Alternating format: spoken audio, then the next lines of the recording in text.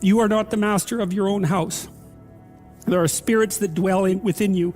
If you do not listen to that thing that beckons you forward, you will pay for it like you cannot possibly imagine. And worse, you'll know that it was your fault and that you squandered what you could have had. You want to be going somewhere that's good enough so that the going is worth the while. Well, you can ask yourself that. It's like, all right, in order to bear up under this load, what is it that I would need to be striving to attain? You have to make sacrifices. And what do you have to sacrifice? You have to sacrifice that which is most valuable to you currently that's stopping you. And the Lord said unto Abram, and this is the opening of the story, get thee out of thy country, and from thy kindred, and from thy father's house, unto a land that I will show thee. And this is one of those phrases where every clause is significant. Go somewhere you don't understand. That's the first thing. Get thee out of thy country. You know, back in the 1920s, there was a whole slew of American writers who ended up as expatriates in Paris, Hemingway among them, and a variety of others. It was very inexpensive in Paris at the time, and part of their transformation into great literary figures was the fact that they were out of their country, and now they could see what their country was, because you can't see what your country is until you leave it. So you have to go into the unknown, and that's God's first command. Go into the unknown, because you already know what you know. And that's not enough unless you think you're enough. And if you're not enough and you don't think you're enough, then you have to go where you haven't been. And so that's the first commandment to Abraham. It's like, okay, that's a good one. That makes perfect sense. Go to where you don't know. Yes. And from thy kindred. Well, what does that mean? It means grow up. That's what it means. It means get away from your family enough so that you can establish your independence. And that isn't because there's something wrong with your family, although perhaps there is, as there is perhaps wrong with you. I talk to people very frequently whose families have provided them with too much protection, and they know it themselves, and that means they're deprived of necessity. You know, one of the things that you see in the United States, for example, is that the children of first-generation immigrants often do better than their children. And the reason for that is that the children of first-generation immigrants have necessity driving them.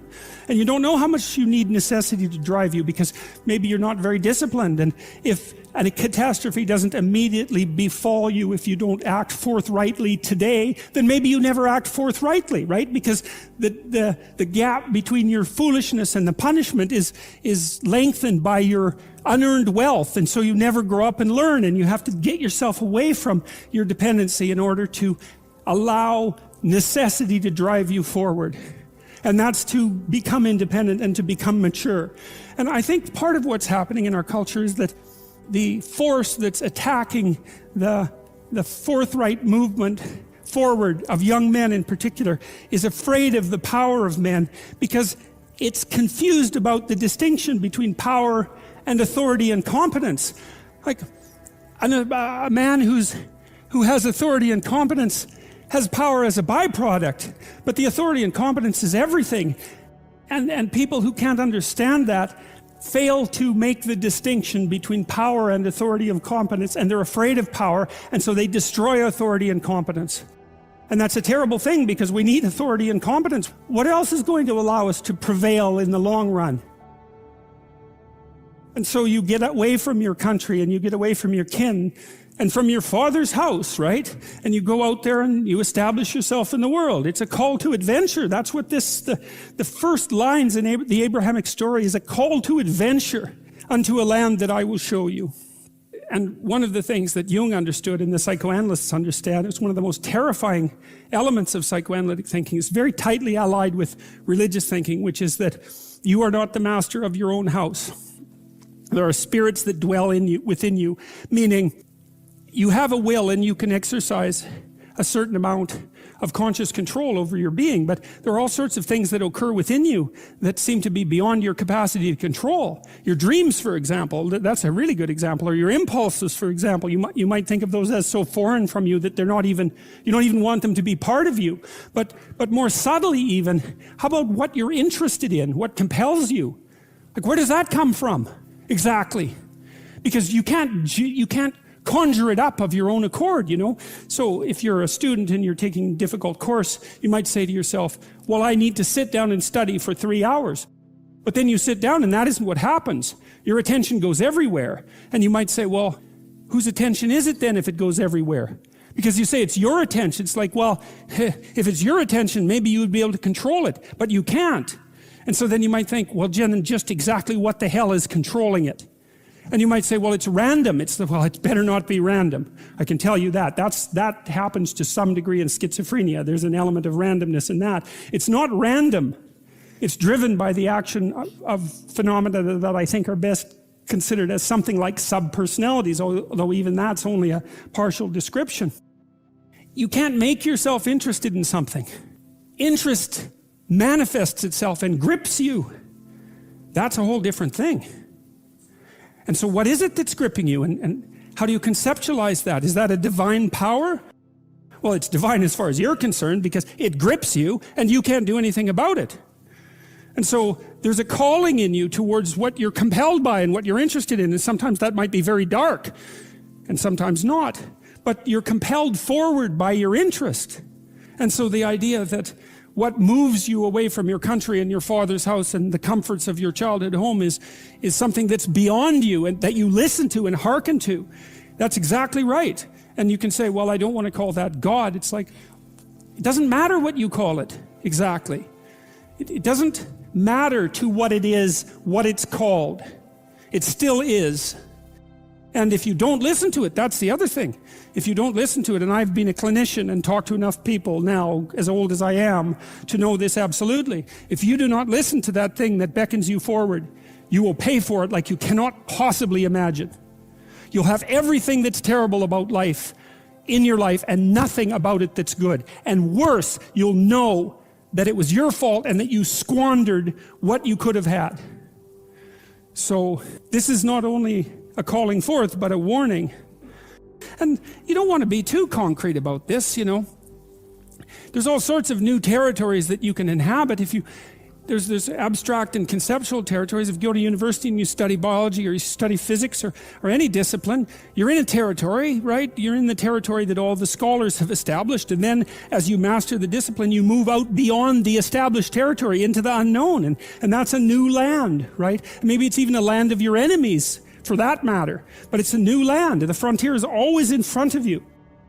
And so, you know, when the earth was less inhabited than it is now, the frontier was, the psychological frontier and the geographical frontier was the same thing. And now they've separated to some degree because there's not so much geographical frontier. But the frontier is a place that never disappears. And the land that's beyond the land that you know is always there. And it's always where you should go. And all of that's packed into these, 4 phrases. When I've been thinking about narrative, you look at the world through a story. You can't help it. And the story is what gives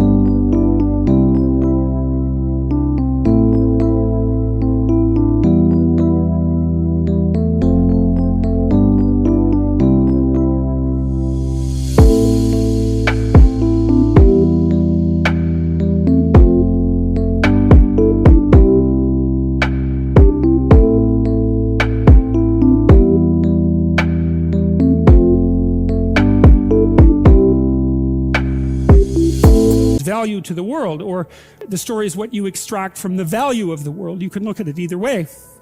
You're somewhere and it's not good enough, right? That's the eternal human predicament. Wherever you are isn't good enough. And to some degree that's actually a good thing, because if it was good enough, well, there's nothing for you to do. So it's actually maybe a good thing that it's insufficient. And that might be why sometimes having less is better than having more. And I don't want to be a Pollyanna about that. I mean, I know that there's deprivation that can reach to the point where it's completely counterproductive. But it isn't always the case that starting with little is, if you start with little, you start with more possibility. It's something like that. So you move always from what's unbearable about the present to some better future, right? And if you don't have that, then you have nothing but threat and negative emotion. You have no positive emotion, because the positive emotion is generated in the conception of the better future and then the evidence that you generate yourself, that you're moving towards it. That's where the positive and fulfilling meaning of life comes. So you want to set up this structure properly. It's very, very important. And so what it means is that you want to be going somewhere that's good enough so that the going is worth the while. And you can ask yourself that. And we know what's wrong with life. It's rife with suffering and insufficiency and deception and evil. It's all of that, obviously. Okay, what would make the journey worthwhile? Well, you can ask yourself that. It's like, all right, in order to bear up under this load, what is it that I would need to be striving to attain?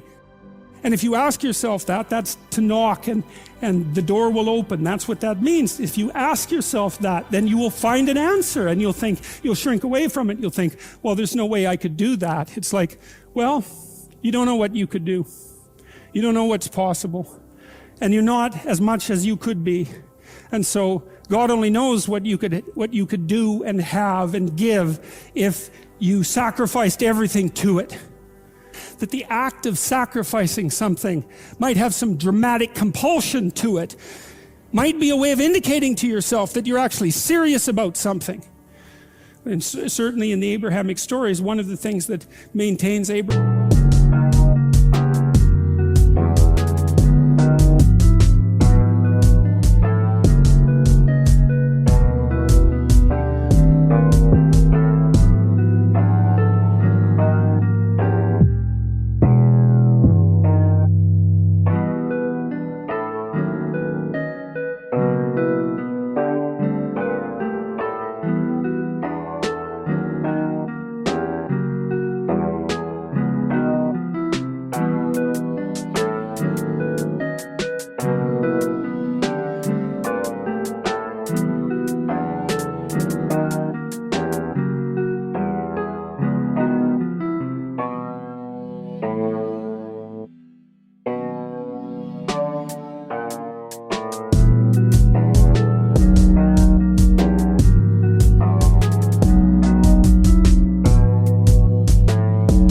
Abraham's covenant with God is his continual willingness to sacrifice.